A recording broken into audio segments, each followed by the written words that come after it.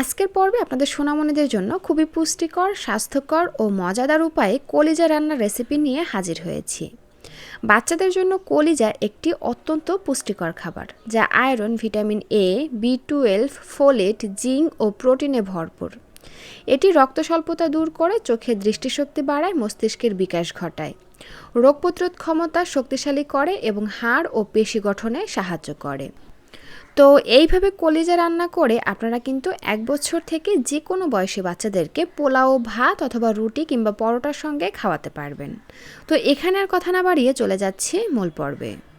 সরাসরি চলে আসলাম চুলায়। একটা প্যান দিয়ে তার মধ্যে দিয়ে দিলাম পরিমাণ অনুযায়ী সরিষার তেল। এবার এর মধ্যে দিয়ে দিচ্ছি একটি ছোট সাইজের পেঁয়াজ কুচি।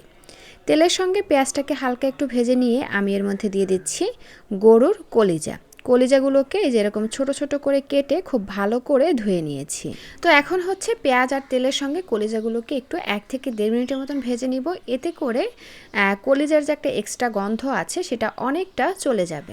আর এই যে যখন পেঁয়াজটা লাল হয়ে আসবে এবং কলিজাটাও একটু লাল লাল হয়ে আসবে, এই পর্যায়ে দিয়ে দেব সবজি হিসেবে নিয়েছি এখানে গাজর, পেঁপে আর মিষ্টি কুমড়া। আপনারা আপনাদের পছন্দ অনুযায়ী যে কোনো ধরনের সবজি এখানে নিতে পারেন। তবে এই 3 ধরনের সবজি ব্যবহার করলে খাবারটি কিন্তু অনেকটা মজা হয়, পাশাপাশি খাবারটি ন্যাচারাল উপায়ে একটু মিষ্টি হয়ে যায়, যার ফলে কিন্তু বাচ্চারা খুব পছন্দ এবং মজা করে খায়।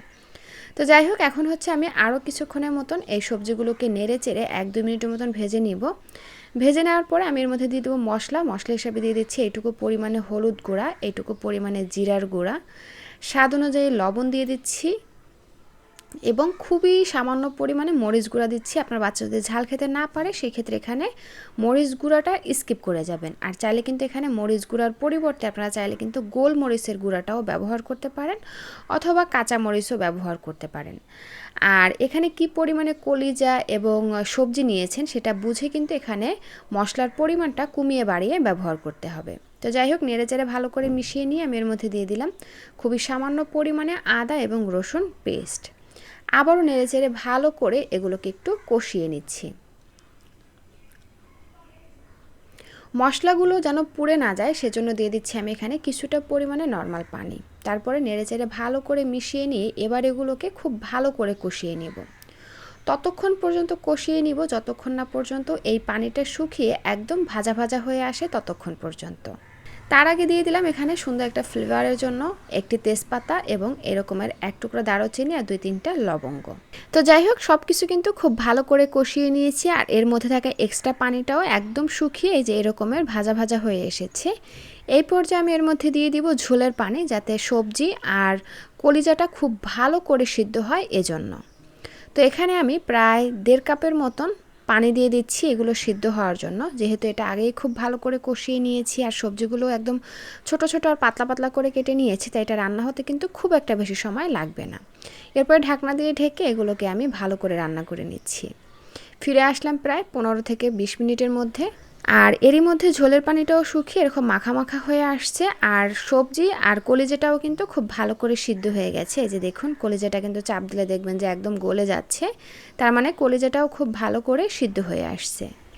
তো এই পর্যায়ে আমি চুলা থেকে নামিয়ে নিচ্ছি, কারণ একটু ঝোল ঝোল থাকলে বাচ্চা খুব মজা করে খাবে। আপনারা চাইলে এর থেকে আরও একটু ঝোল অবস্থায় চুলা থেকে নামিয়ে নিতে পারেন। আমি এরকম মাখা মাখা অবস্থায় চুলা থেকে নামিয়ে নিচ্ছি। আর এই তো তৈরি হয়ে গেল বাচ্চাদের জন্য দারুণ মজার, পুষ্টিগুণে ভরপুর কলিজার রেসিপি। দর্শক, কলিজার তো অনেক পুষ্টিগুণ, সেটা আমরা প্রথমেই জেনে নিয়েছি, তাই বাচ্চাদেরকে অবশ্যই সপ্তাহে 2 থেকে 3 দিন কলিজা খাওয়ানোর চেষ্টা করবেন। এতে করে বাচ্চাদের সব রকমের পুষ্টির চাহিদা পূরণ হয়ে যাবে। তো দর্শক, এই ছিল আমার আজকের আয়োজন। ভিডিওটি ভালো লাগলে প্লিজ একটি লাইক দেবেন, যাওয়ার আগে সুন্দর একটা কমেন্ট করে যাবেন এবং চ্যানেলে নতুন হয়ে থাকলে আমার চ্যানেলটি সাবস্ক্রাইব করে বন্ধু হয়ে পাশে থাকবেন। আল্লাহ হাফেজ।